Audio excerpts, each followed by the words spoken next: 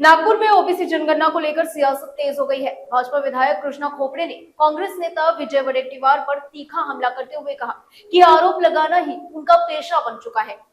विजय वडेट्टीवार विजय वडेट्टीवार साहेब हे अनेक वर्षांपासून काँग्रेसमध्ये ते मंत्री होते, आमदार होते, विरोधी पक्ष नेता भी होते, आताही आमदार आहे।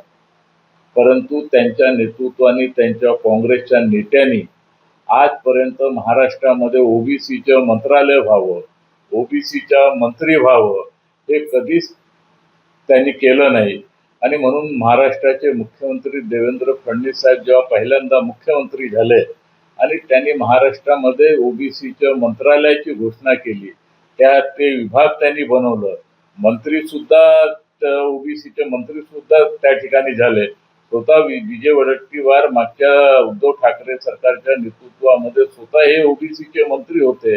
त्यांनी तरी सांगावं का एक तरी काम ओबीसीच्या संदर्भात त्यांनी आपल्या कारकिर्दीमध्ये केला आहे का? विजय वडेट्टीवार म्हणजे हा कागजी घोडा आहे।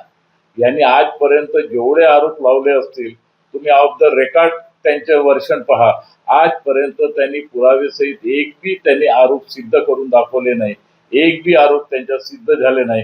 हे कागजी घोडेवाले नेता आहे आणि म्हणून काँग्रेसची जी परंपरा चालू आहे त्या परंपरेचं ते पालन विजय वडेट्टीवार आरोप प्रत्यारोपाच्या माध्यमातून करत राहतात।